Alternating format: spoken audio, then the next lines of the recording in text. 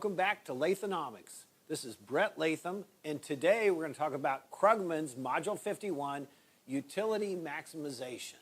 And I want to just give you a little reminder here, if you're not writing while you're watching these videos, we're not maximizing our utility. We want to be writing, okay? It's a good thing. So please make sure you have notes. You should have your textbook because we refer to it every now and then.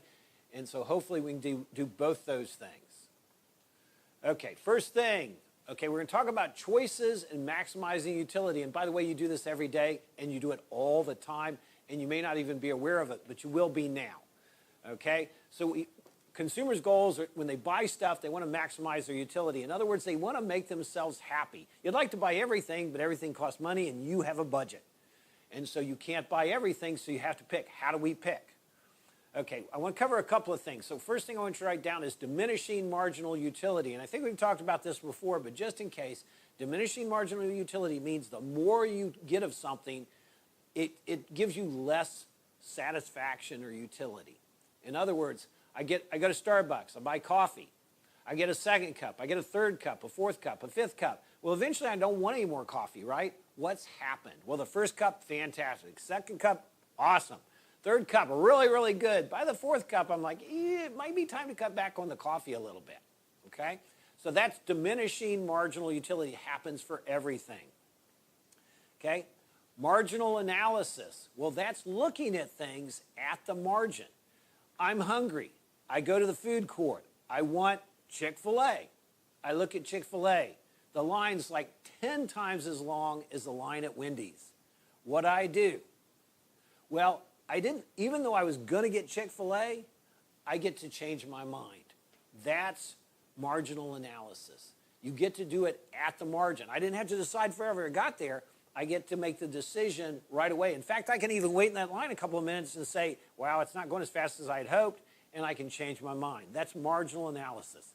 Okay? And then optimal consumption, what will give me the most utility? In my case, I go to Starbucks, 2 cups of coffee, 1 breakfast sandwich, I'm happy. Not 1 cup of coffee, 2 breakfast sandwiches, okay? How do I figure that out? Well, using marginal analysis, I reach my optimal purchase, okay? And once again, because I'm doing this at the margin, I could change my mind. Cup of coffee, a breakfast biscuit, I'm still starving, I could always order another breakfast biscuit. It just depends on how I'm feeling that particular day. Okay, utility. Okay, utility creates utils. Write that down, utils. Okay, that's important. Okay, utils are units of utility. Now, by the way, they don't actually exist, but you kind of understand, right? How many utils do you get from something you really, really like? Well, if you really like it, you get lots of utils. If it's some, it's like, hey, are you hungry? Yeah, I'm really starving. Well, here, you can have a peanut butter and jelly sandwich. Really? Can I have something else? No. Well, do I still take the peanut butter and jelly sandwich? Yes. Am I super happy? No. I got fewer utils, but I got some utils because I was starving, okay? So utils are happiness. Utility is measured in utils by economists, and it's just units of happiness. Okay? Consuming additional goods creates diminishing marginal utility. That's what we just talked about. And so marginal utility, each unit, the marginal utility has a tendency to fall. And it pretty much always falls. Don't worry about the situation. It's like, well, there's sometimes when it would go up. Not very often. Okay, we have a budget constraint. In other words, I go to the mall, I got 20 bucks, I can spend 20 bucks. Okay, but the budget constraint, in economists, you have to have a budget constraint or you can't make these calculations. Okay, we purchase items to maximize our total utility. What are you going to buy with this $20? Well, you're going to buy something different than I am probably because we have different levels of utils and we both want to get the most possible utils for our 20 bucks.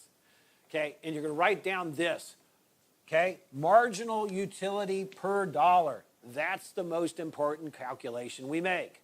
The marginal utility of item A over the price of item A has to equal the marginal utility of item B over its price. In other words, I get a lot more utils from buying a brand new car, so why don't I buy a brand new car like every day? And it's pretty simple, because when you divide it by 20 grand or 30 grand or whatever it is, the marginal utility per dollar isn't that high. Now, when my car quits working, all of a sudden my marginal utility of having a car is huge. And so even when you divide it by 20,000, you still get a lot of utils, and I'm still willing to buy that car. So you got this written down.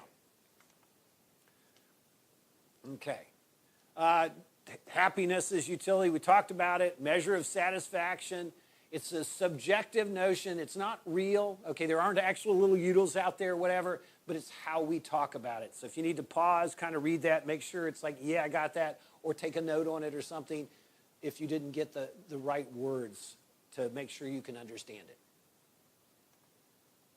Okay, utility ties into marketing, and I love this slide because Philip Kotler invented this, or was the first person to use it, and he was my professor at Northwestern, so I got a special affinity for it. Product, price, place, and promotion. Every good, these are the 4 Ps. You got to have a good product. It has to have the right price. You have to have it in the, it's got to be available to the consumer, and then you have to make it sound good. Who's really good at this? Well, Coke is, right? Like all sodas are sugar, water, yet Coke sells like billions of dollars and other people don't because they have really good promotion. They got a good product, but lots of sodas are good. Their price is good. Everybody's prices are about the same. Where is it? It's in the grocery store, okay? But their promotion makes you think you love Coke. And of course, some of you are like, I love Coke, and others are like, Pepsi's better. Okay, now, figure 51.1. So in your book, grab those figures, right? Look at them, draw them, okay?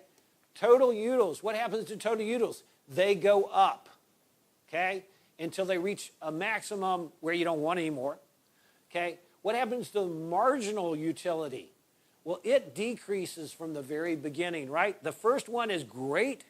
The second one's really good, and then it gets less and less, and it can actually go negative. So you need to draw these two things, okay? This is total utility, marginal utility. This is the quantity of whatever it is, okay? Both are quantity, okay?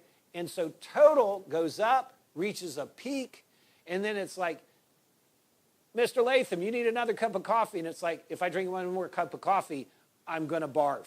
Well, it's gone negative, right? So it's possible to go negative. Okay, so you need to know those two things. So hopefully you drew those, and you've got your book open to those two to make it a little bit easier, and you can kind of read the little stuff in the book. Okay? Okay, here's an example. I just drank 2 Slurpees. Do I want another one? Well, if my total utility goes up, yes. So I could get a bag of peanuts or another Slurpee. It's like, man, I'm still thirsty. I love Slurpees. I want another one. I'd like peanuts, but the Slurpee give me more value. Then you get another Slurpee. Okay? Now, marginal utility. Let's write this equation down right here. Marginal utility equals the change in total utility by the change in units. Okay? And delta's change, right? The triangle, that's change. So change in total utility divided by change in total units. Okay? Most of the time in economics, the change in units will be 1, and so you don't have to worry about that. You can just look at the change in, like here, it was 1 unit, so 70, 90, so that's 20 units from the third Slurpee. So obviously the first 2 Slurpees were more than 20 because you're all the way up to 70 with only 2 units. Maybe it was 40, 30, then 20, right? And so you're getting more, even though you're getting less utility, doesn't mean you won't buy a third Slurpee. Okay, table 51.1 shows you a comparison. Here's our total utility from clams. So they're talking about clams here, potatoes here, and you can see they have different numbers. And so this is the setup for some stuff that we'll have you look at over the next couple of things. But we're gonna get into it a bit. We're gonna find the bundle, right? These are only 2 choices because in order to simplify, these are simplifying assumptions, only 2 products, okay? And we're gonna choose the bundle, which combination will give us the most utility. Okay, now we're moving on, table 51.2, figure 51.3. Take a look at those. It gives you some details, especially here, where it shows you with your first purchase, your first option A, you're here. Your second option, and this is the 2 items, right? This is 8 pounds of potatoes and 1 pound of clams. It's like, well, that's better than A.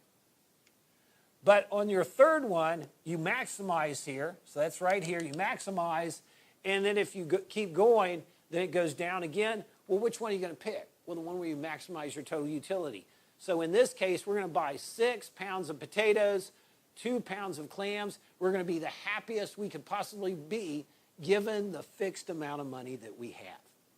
Okay, that's how it works. They've got little explanations here in your book. That'll be important. Okay, points on the budget line. These are all possible. We could buy this. Do we want to? Well, we want to buy this one because it maximizes. Although any of those are possible, you want the most for your money.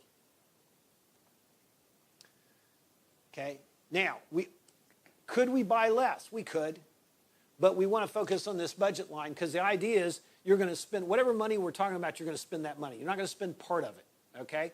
If you're only going to spend part of it, then we'd be talking about that smaller amount of money. We would do totally different things. So moving on with that, that's also in your textbook, might be helpful. Okay, then we actually do our calculations, our marginal calculations, because once I buy something, once I go into Starbucks, I buy a cup of coffee, I don't have to buy the second cup of coffee. So I make a second decision at the margin. In this case, okay, right here, I get, how much utility do I get from the second pound of clams? Well, I get, this is right here, and it's table 51.3, okay? I get 10 utils from my second pound of clams. I have to pay $4. 10 divided by 4 is $2.50, or 2.5 utils. Okay, that's actually utils. Okay, so I get 2.5 utils. Okay, I look over here. If I buy 6 pounds of potatoes, I get 4.5 utils. I have to pay $2. That's 2.25. And if you look down these options, I spend all of my money here, and this is as close to equal as I get. Like if I go either direction, it'll be more unbalanced than it already is. So you can see it doesn't have to be perfectly equal, like we said, but it has to, you want the lowest, the closest numbers possible here. And you'll actually find in your AP Economics testing, it'll almost always be exactly equal, but if it's not exactly equal, you want the closest you can possibly get. So look at your book there, that might be helpful too. Okay, remember, we wrote this down, right? Marginal utility of A divided by the price equals marginal utility of B. That's the optimal consumption rule. So go back, check your notes up here, make sure you've written that that's the optimal consumption rule. And once again, this is kind of a little illustration of how it works. Take a look, maybe it helps. If it helps, great. If it doesn't, keep moving. All right, so let's see what we learned. Okay, generally, each successive unit of a good consumed will cause marginal utility to do what? Pause the video and answer. And we're back. Increase at an increasing rate. No, right? Diminishing marginal utility. Increase, no.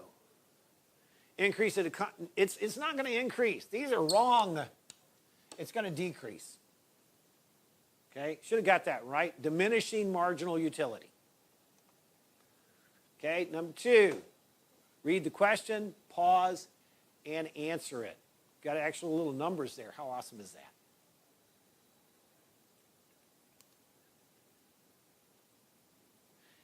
And we're back. Okay, so we're going to pay $5 and $10, and this just says find a point on the line. So any point that'll work, which means only one of them can work, or if all of them work, the answer would be E. Okay, 18, Y. Y is $10. 18 times 10 is 180. That does not work. 20 units of Y. 20 times 10 is 200. That one works. And since all of them don't work, that's going to be the answer, right? But let's check them real quick. 20 times X, that's 100. And 0 of Y, no, that doesn't work. 10, that's 100. 12, that's 120. Well, 100 plus 120 is 220. You don't have 220, you only have 200. Answer C. Moving on. Did I get that right? The answer is B. I circled B, not C. Okay. Optimal consumption rule states that the total utility is maximized when all income is spent and what? Pause the video. And we're done. Okay, marginal utility divided by price is equal for all goods. That sounds right. So I'm not going to cross that one out. Marginal utility is equal for all goods. No, it's marginal utility divided by price, isn't it? Marginal utility per dollar. So that's wrong. Price divided, yeah, that's totally wrong. Marginal utility as high as possible, not marginal utility as high as possible because the first unit's the highest, so that's not right at all. And the amount spent on each good is equal. No. Latham spends more on coffee, less on breakfast biscuits. Okay? So the answer is A. Number 4, pause the video, answer the question. And we're back. Okay, you're spending all your income. You're receiving 100 utils from the last, 80 utils from the last unit of B. Price of the good is 2 and 1. Looks like we need to do some division, right? Okay, so 100A. 100 utils, the price is 2. I'm getting 50 utils per dollar. That sounds really good. Okay, B, 80. They only cost $1. That's 80 utils. What do you want? Well, you want the most utils per dollar. Which ones you want more of? You want more B. More B. So look over there. The answer is B. More B. Okay? Until when? Well, if I get more B, this is going to go down, right? And if I buy more B, I have to give up some A. So that's going to go up. So as the 80 goes down, 80, 70, 60, and the 50 goes up, 50, 60, eventually they'll be equal, or they'll cross over, okay? And so we'll be good. Okay, now the big question, okay? So we're going to do this. We're going to do some calculations. I'm going to help you out a little bit here, right? In that we've got prices here, right? $4, $2, and this is total utility. What do we make our decisions based on? Not total utility, right? Based on what? That's right, marginal utility. Well, where's marginal utility? It's not here. What about marginal utility per dollar? Also not here. So we need those two things.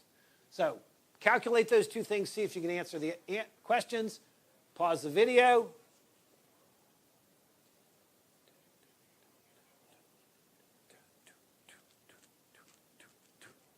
You'll remember that.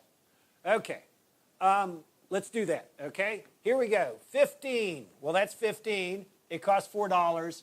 Okay, so 15 marginal utility, 15 over 4. 25 versus 15, change in total utility divided by change in quantity. Well, that's 10 divided by 1, that's 10. That's 6, that's 3 and 2. Divided by 4, 10 divided by 4 is 2.5, 1.5, 0.75, 0.5. Yeah, I'm good at math, I know. Okay, this one, okay, change is 12, 9, 8, 7, there's a pattern here, 6, 5, 3, they tricked me, and 2. Okay, and it costs $2, so that's 6 per dollar, that's $4.50, that's 4, 3.5, 3, 2.5, 1.5, 1. Okay, determine the marginal utility and marginal utility per dollar spent on the fourth drink. Drinks, number 4, 7, 3.5. Whoa. Optimal consumption rule, right? We know that one, right? Did you write that down? Hopefully you did. I know it. Okay. How many drinks and snacks should you purchase to maximize your total utility? I got $20. Okay. So I have to spend the $20. Okay. So I'm going to think about this. It's like I know it's probably not going to be 1. Okay. In fact, can I even do that, right? This would be, I'm going to write this down, right? This is going to be 4, 8, 12, 16, 20. So I could spend it all on snacks. And this will be $2, 4, 6, 8, 10, 12, 14, 16. Okay, since these all are $4, these have to be divided by 4 too. And so that works. That one doesn't work. That one doesn't work. That one doesn't work. That one doesn't work. It's none of those answers. Okay, I want to make marginal utility for each item equal. So this is 3.75, and that'd be about there. Yeah, I'm not even going to spend close to that. It'd be $4 plus 6. That's not even close. So it's definitely not 1. So that's not it. Okay, now let's go with $8. Well, is there $12 over here? And the answer is, yeah, it's right here. Okay, so 8 and 12, that meets the requirement. I spent all $20, and I get 2.5 utils from here. And this $12, how many utils? Oh, look at that. I get 2.5 utils here also. So I'm going to buy 2 snacks, and I'm going to buy 6 drinks. Oh, that's right here. 2 snacks, 6 drinks, $8, $12, that's 20. And since marginal utility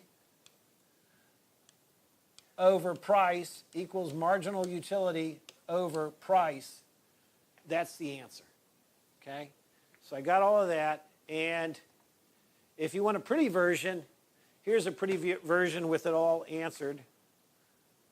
Yeah. Okay? And that's our review of marginal utility. Hopefully we'll do more in class. And we'll see you next time. We're out.